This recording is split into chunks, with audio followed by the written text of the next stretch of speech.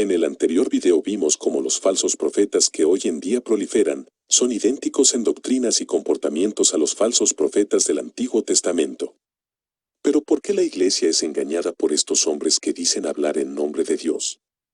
La respuesta es simple, porque no saben bíblicamente cómo este don que es dado por Dios se debe manejar dentro de las congregaciones. Soy muy incrédulo con este don, pero no porque no crea en él, sino porque bíblicamente jamás he conocido una iglesia contemporánea que maneje y haga un uso bíblico de este regalo que Dios en su tiempo otorgó a alguno de sus hijos. En este video quiero darles herramientas bíblicas para que usted, si es que dentro de su iglesia se maneja este don, pueda discernir con las escrituras si lo que se está hablando es palabra profética o simplemente es un show delirante de un hombre que dice escuchar la voz de Dios.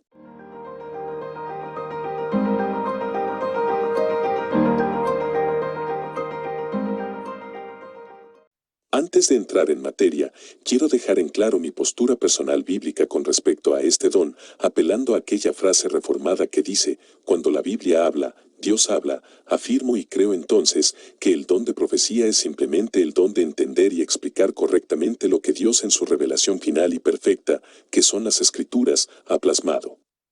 Ya sabiendo y aclarando esto, ahora sí, veamos cómo este don se manejó dentro de la iglesia primitiva.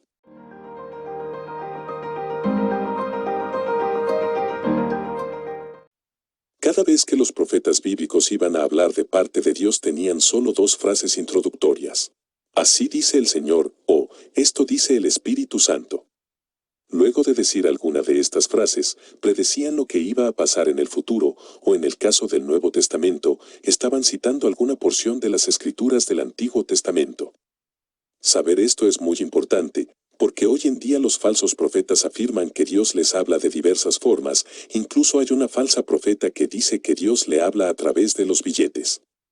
Recuerda, si el profeta va a hablar en nombre de Dios dirá con autoridad, así dice el Señor o esto dice el Espíritu Santo. Otra cosa que debemos entender de este don es que era limitado, se hacía en orden, o sea, sin escándalos ni show patéticos, y no era inerrable. El mismo apóstol decía que se profetizaba de manera imperfecta, y aquí es donde viene un consejo fundamental con respecto a este don: no trague en seco. La iglesia de hoy en día está siendo devorada por estos malos hombres que se dicen llamar profetas, porque no tienen ni el discernimiento, ni son autocríticos con sus líderes. Muchos gritan, amén, a multitud de herejías que el supuesto profeta dice, pero pocos son los que le hacen caso al apóstol Pablo cuando dijo, examinen con cuidado lo dicho por el profeta. Cada vez que se hablaba en la iglesia primitiva de palabra profética de Dios, toda la congregación se reunía y examinaba lo dicho por el profeta para llegar a un consenso si lo que se había profetizado por el hombre era de Dios o no. ¿Hace eso tu iglesia? Debemos entender que el don de discernimiento fue dado para eso, para identificar la verdad de la mentira, lo que es de Dios y lo que es del diablo, lo que es palabra divina y lo que es palabra de hombres.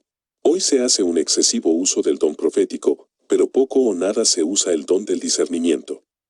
¿Lo usa tu iglesia? Hoy los supuestos profetas profetizan para sí mismos según su conveniencia y profetizan para la iglesia sedienta de cosas terrenales. ¿Cuán diferente es la iglesia de hoy con la iglesia primitiva, la cual cada vez que profetizaba lo hacía para la edificación conjunta del pueblo de Dios? Te pregunto algo. ¿Se glorifica a Dios cada vez que profetizan en tu iglesia? Cristo es exaltado cada vez que el profeta habla en nombre de Dios. ¿El profeta expone bíblicamente la palabra profética más segura? ¿Hay remordimiento de pecado cada vez que el profeta de tu iglesia habla? ¿O simplemente lo que se profetiza en tu iglesia es solo prosperidad, bendiciones y palabras dulces para el oído del hombre? Examina y medita en lo que hoy has escuchado.